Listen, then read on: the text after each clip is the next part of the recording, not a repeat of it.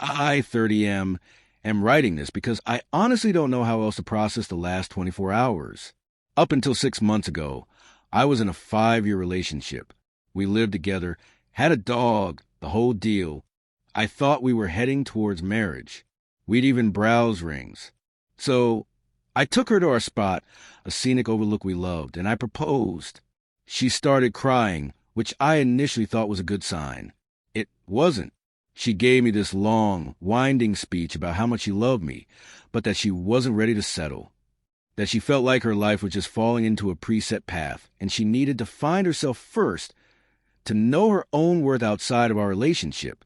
She handed the ring back, told me she needed space, and that she'd be staying with her sister. I was floored. A no would have hurt, but this felt like she was blaming me for being the safe and therefore lesser choice. We packed her stuff a few days later. It was tearful and felt sickeningly final. A week after she moved out, I saw it. She posted a selfie on Instagram, looking happier than I'd seen her in months, with the caption, "Know your worth, queens. Never settle for less than you deserve.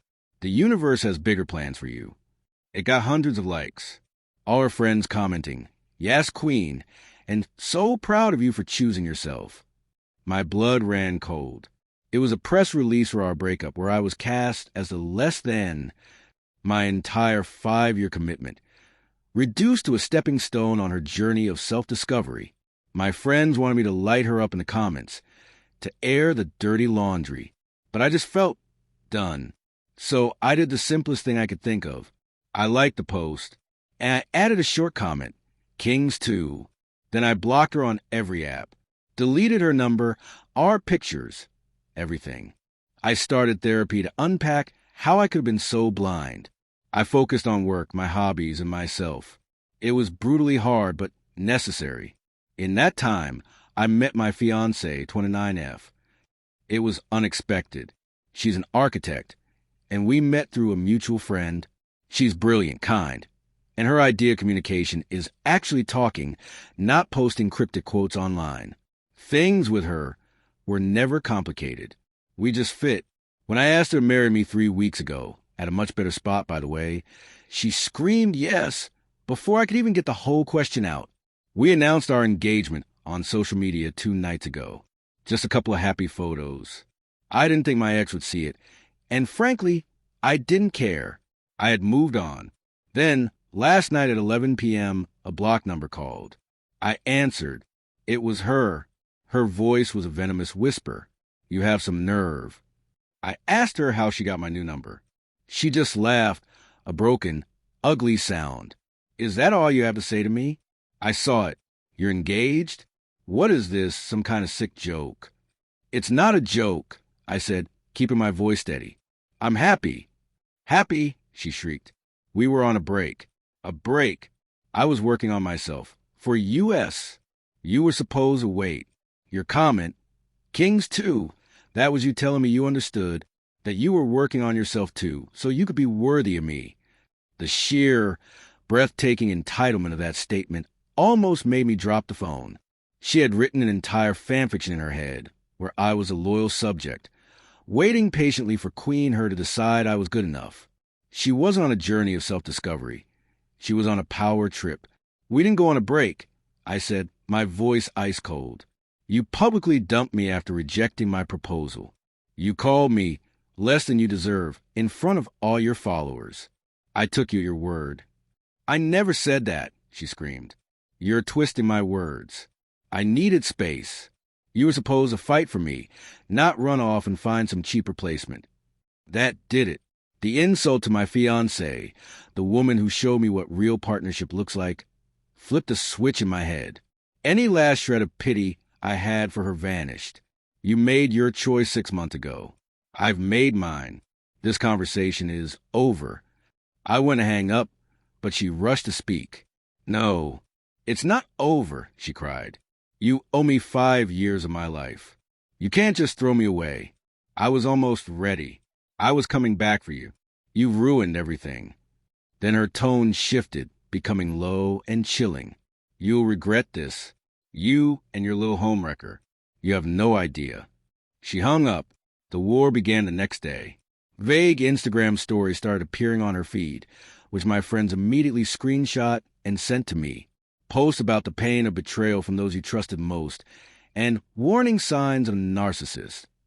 Then my fiancée started getting DMs from brand new, empty accounts. Messages telling her I was a serial cheater, that I was still secretly calling my ex, that our entire relationship was a rebound fantasy. My fiancée, bless her heart, just laughed, showed them to me, and we blocked them together. Our trust in each other was solid. The next escalation came when my ex called my mother. She spun a sob story about how I'd led her on for 6 months, only to dump her cruelly for a younger woman. My mom, who had listened to me cry on her shoulder for weeks after the breakup, was having none of it. She told my ex, in no uncertain terms, that she had made her bed when she rejected her son and publicly shamed him, and that she was not welcome to call our house again. I thought that might be the end of it. It wasn't. 2 days later, as I was leaving my office building, she was there, leaning against my car. She looked frantic. "We need to talk," she said, as if the last 6 months hadn't happened. "No, we don't," I said, not breaking my stride. "You need to leave me alone." "Don't walk away from me," she yelled as I got in my car. I deserve an explanation. I just drove away, my heart pounding with adrenaline and anger. She showed up again 2 more times that week. I started using a different exit and alerted my building's security. This was no longer a messy breakup. It was harassment. My fiancée and I sat down that weekend and documented everything. We collected the screenshots of the fake profiles, her social media posts, logged the time she called from block numbers, and I wrote a detailed statement about her showing up at my work. We took it all to a lawyer. He was a straightforward guy who told us we had a clear case for harassment. His first piece of advice was to send a formal cease and desist letter via certified mail. It wasn't a court order, he explained, but it was a formal declaration that she needed to stop, and if she didn't, it would look very bad for her in court.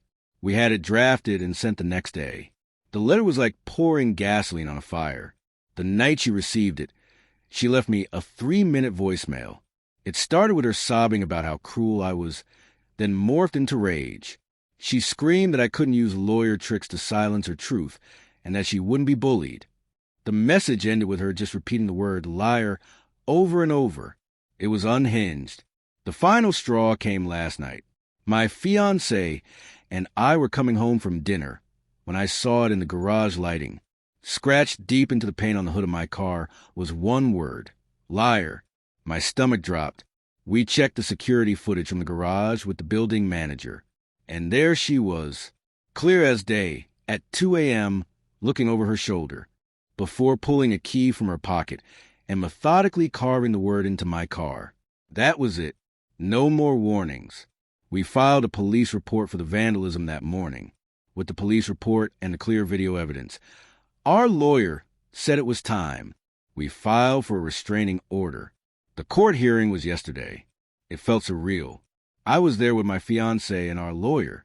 My ex was on the other side, with her mother and sister sitting behind her, all 3 of them glaring daggers at us.